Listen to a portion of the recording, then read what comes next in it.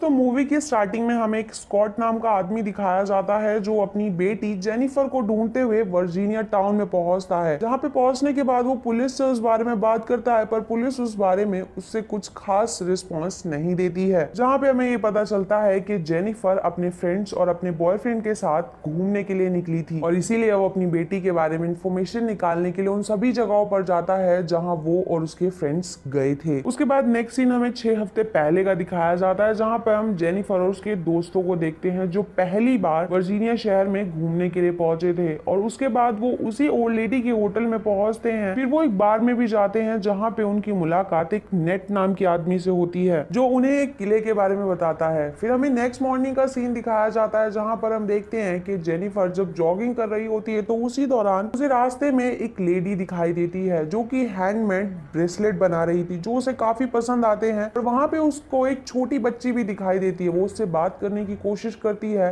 पर वो बच्ची उससे बात नहीं करती, तो उसकी मॉम ये बात कहती है कि उसे बात करना ज्यादा पसंद नहीं है और उसका नाम रूथियन है। उसके बाद हम देखते हैं कि वो सभी फ्रेंड्स माउंटेन पर यानी कि जंगलों में घूमने के लिए निकल जाते हैं। तो वहां पे रास्ते में अचानक से जेनिफर के बॉयफ्रेंड डेरियस ये बात कहता है कि क्यों ना हम उस किले को जाकर देखें जिस बारे में नेट ने हमें बताया है। हालांकि बाकी सब तो तैयार हो जाते हैं पर जेनिफर इस चीज के लिए कहीं ना कहीं तैयार नहीं थी, पर डेरियस उसे इस चीज के लिए कन्विंस कर लेता है। और फिर जंगल में जब वो लोग आगे बढ़ने लगते हैं तो हम देखते हैं कि मीला अपने फोन में एक वीडियो क्लिप बनाने लगती है और जिस वीडियो क्लिप में वो देखती है कि एक बहुत बड़ा पेड़ टूटकर उन लोगों की तरफ बढ़ रहा है। देखकर वो बहुत ज्यादा डर जाते हैं, इधर उधर भागने की कोशिश करते हैं पर वो पेड़ उनके ऊपर आकर बहुत बुरी तरीके से उन्हें जख्मी कर देता है। और जब उन सभी को होश आता है तो हालांकि जख्मी तो वो सभी थे पर उनमें से उनका एक दोस्त बहुत ही बेरहमी से मारा जा चुका था क्योंकि उसका सर अलग होकर एक पेड़ में दबा हुआ था। ये देखकर वो सभी लोग बहुत ही ज्यादा डर जाते हैं और हैरान हो जाते हैं क्योंकि उनके पास यहाँ से निकलने का कोई भी रास्ता नहीं था। फिर वो लोग यहाँ से निकलने के लिए आगे बढ़ते हैं और रात को बारिश होने की वजह से वो एक जगह पर टेंट लगाकर रुक जाते हैं। फिर अगली सुबह जब उनकी आंख खुलती है तो उन्हें पता चलता है कि वो एक कब्रिस्तान में, और वो एक ऐसे कब्रिस्तान में है जो किसी फाउंडेशन ने बनाया है और वो अमेरिका से बिल्कुल अलग रह रही है। हालांकि इस वक्त वो सभी बहुत डर जाते हैं क्योंकि उनकी फ्रेंड मीला यहाँ पर गायब थी। मीला का बॉयफ्रेंड बहुत ही ज्यादा डर जाता है, इसलिए वो उसे ढूंढने के लिए जंगल में आवाज लगाते हुए निकल जाता है। और जब वो मीला को ढूंढ रहे होते हैं तो उसी वक्त जेनिफर और एडम को वो बच्ची रूथियन वहां पर दिखाई देती है। हालांकि जिसको देखकर जेनिफर काफी हैरान होती है क्योंकि उसने उसे टाउन में देखा था और वो उससे कुछ बात कर पाती है उससे पहले ही एडम उस बच्ची को पकड़ने के लिए उसके पीछे पीछे भागने लगता है। और इसी दौरान एडम का पैर एक ट्रैप में फंस जाता है और वो ट्रैप उसको एक गड्ढे की तरफ खींच लेता है। फिर वो लोग अपने फ्रेंड्स को ढूंढते हुए एक ऐसी जगह पर पहुंचते हैं जहां पर वो देखते हैं कि लोगों के फोन, ग्लासेस और बहुत सारी ऐसी चीजें रखी हुई थी। और इस दौरान वो लोग कुछ समझ पाते हैं उससे पहले ही वो देखते हैं कि सामने दो आदमी अजीब से हड्डियों का मास्क पहने हुए उनके दोस्त एडम को बांध कर ले जा रहे थे। इस वक्त उन्हें ऐसा लगता है कि वो लोग उनके दोस्त एडम को मारने के लिए ले जा रहे हैं, इसलिए वो उन लोगों को घेर लेते हैं। जहां पहुंचने के बाद उनसे बात करने की कोशिश तो जरूर करते हैं पर उनकी भाषा ना समझ पाने की वजह से उनकी कोई भी कन्वर्सेशन नहीं हो पाती कि उससे पहले ही एडम उठकर उनमें से एक आदमी पर बहुत ही भारी लकड़ी से अटैक कर देता है। उसको जब तक मारता है जब तक उसकी मौत नहीं हो जाती और बुरी तरीके से उसका सर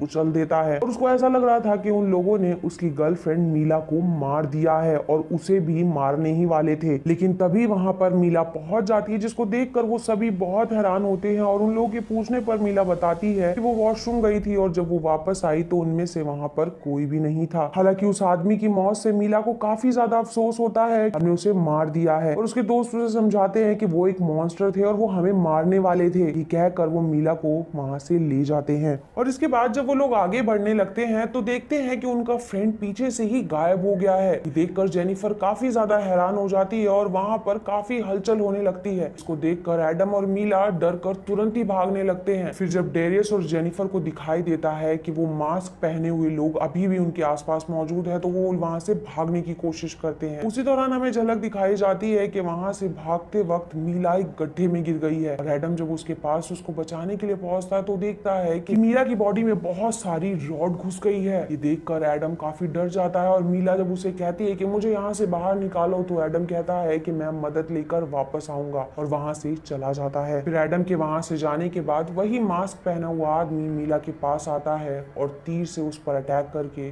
उसकी जान ले लेता है। उसके बाद हम देखते हैं कि एडम जब वहां से भाग रहा होता है तो उसका पैर एक रस्सी में फंस जाता है, जिसकी वजह से वो गिर जाता है और उसे वहां पर बंदी बना लिया जाता है। वहीं हम दूसरी तरफ देखते हैं कि डेरियस और जेनिफर जब डर कर छुपे हुए थे तो उसी वक्त डेरियस को कोई अपनी तरफ खींच लेता है। ये देखकर जेनिफर और भी ज्यादा डर जाती है। वो कुछ समझ पाती है उससे पहले ही वो मास्क वाला आदमी वहां आकर उसे पंच मारकर बेहोश कर देता है। वहीं हमें झलक दिखाई जाती है कि जेनिफर के फादर उसे वॉइस मैसेज भेज रहे थे क्योंकि उन्हें ऐसा लग रहा था कि उनकी बेटी वहां पर एंजॉय कर रही है। पर जेनिफर की कंडीशन तो बहुत ही ज्यादा खराब थी क्योंकि जब उसकी आंख खुलती है तो वो पाती है कि वो एक अंधेरे कमरे में कैद है और इसीलिए वो जोर जोर से चिल्लाने लगती है। और जब वो देखती है तो बाहर उसको वही लेडीज दिखाई देती है जो उसे टाउन में मिली थी, जिसको कन्विंस करके वो बाहर आने की कोशिश करती है, पर वो लेडी वहां से चली जाती है। और फिर थोड़ी ही देर बाद जेनिफर के पास खाना और एक सीढ़ी आती है। जिस सीढ़ी से वो बाहर निकलती है तो वो लेडी एक कपड़ा उसके मुंह पर डालकर उसको और उसके दोस्त को वहां से ले जाती है। और उस जगह पर पहुंचने के बाद वो लोग काफी ज्यादा कंफ्यूज हो जाते हैं क्योंकि वो जगह उनकी दुनिया से बिल्कुल अलग थी और ये और कोई नहीं वही फाउंडेशन थी जो कि अमेरिका से अलग रह रही थी। यहाँ पहुंचने के बाद उन्हें उस संस्था के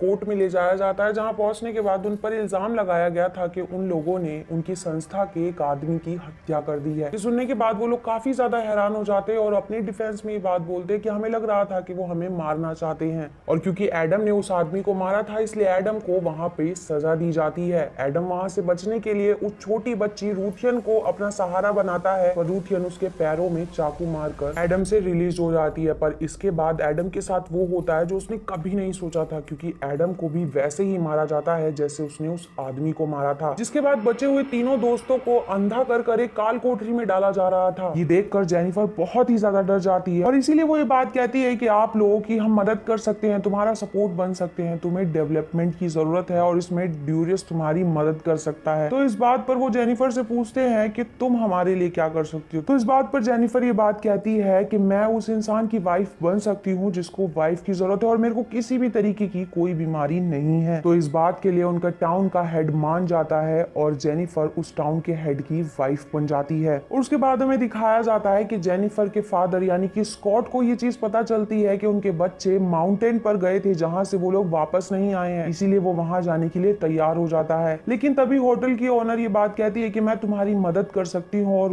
वो उसे अपने भाई के पास ले जाती है जो कि एक हंटर था, जो स्कॉट और अपने पार्टनर के साथ माउंटेन पर निकल जाता है। पर वहां पहुंचने के बाद हम देखते हैं कि उनका एक पार्टनर गड्ढे में गिर जाता है। उसको निकालने के चक्कर में ही उस हंटर के ऊपर एक ट्रैप गिर जाता है जिसकी वजह से उस हंटर और उसके पार्टनर की वहीं पर मौत हो जाती है। जिसके बाद स्कॉट अपनी बेटी को बचाने के लिए अकेले ही उन संस्था वालों के पास पहुंच जाता है। जहां पहुंचने के बाद उसको चारों तरफ से घेर लिया जाता है और जेनिफर खुद ही अपने पिता पर तीर से वार करती है। हालांकि ये सब कुछ देखकर स्कॉट काफी ज्यादा हैरान हो जाता है और ये कहता है कि तुम्हारे साथ इन लोगों ने क्या किया है। पर उस संस्था का हेड उससे बात कहता है कि अब ये तुम्हारी बेटी नहीं मेरी वाइफ बन चुकी है। और फिर वो लोग स्कॉट को वहीं पर बंदी बना लेते हैं। पर कहीं ना कहीं जेनिफर को ये बात पता थी कि वो लोग सुबह उसके फादर को मार देंगे, इसीलिए वो वहां से भागने का प्लान करती है। और भागते वक्त जब वो डेरियस के पास पहुंचती है कि चलो यहाँ से भाग चलते हैं, तो डेरियस ये बात कहता है कि नहीं, मैं यहाँ से नहीं जाऊंगा, मैं यहीं पर रहने वाला हूँ। पर जेनिफर को क्योंकि अपने फादर की जान बचानी थी इसलिए वो तुरंत ही वहां से निकल जाती है। फिर वो उस गुफा से होते हुए निकलती है जहां पर वो देखती है कि बहुत सारे लोगों को वहां पर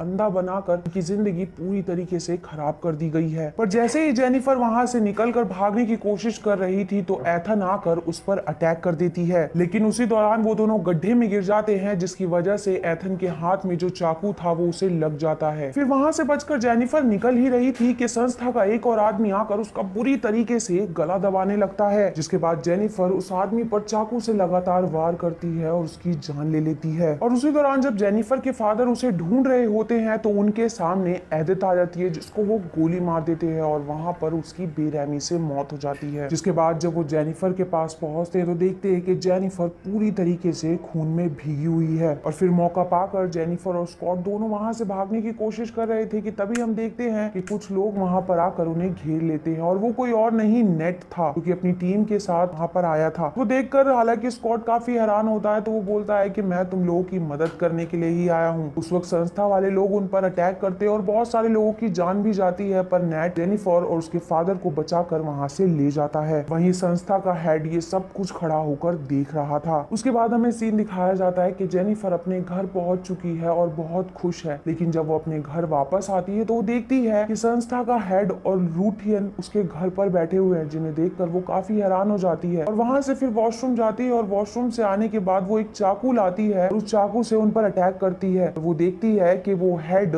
यानी कि संस्था का हेड उसकी पूरी फैमिली को मार देता है। उसे होश आता है कि वो सब कुछ ये सपना देख रही है, यानी कि उसे एहसास होता है कि अगर उसने इस पर अटैक किया तो उसकी फैमिली की जान खतरे में आ सकती है। इसलिए वो उससे बात करती है। तो आदमी उसे ये बात कहता है कि तुम मेरे साथ चलो, मैं तुमसे वादा करता हूँ मैं तुम्हारी फैमिली को कुछ भी नहीं करूंगा। ये बात सुनने के बाद जेनिफर उसके साथ चलने के लिए तैयार हो जाती है और फिर देखते हैं कि जब वो लोग उस वैन से जा रहे होते हैं कि थोड़ी दूर चलने के बाद वो वैन रुक जाती है और उस वैन से एक आदमी निकलकर जोर से भागने लगता है। तो जेनिफर आकर उस पर अटैक करके उसे खत्म कर देती है। इससे हमें पता चलता है कि जेनिफर ने सभी लोगों को मार दिया है और जेनिफर रूथियन को लेकर अपने घर की तरफ आने लगती है।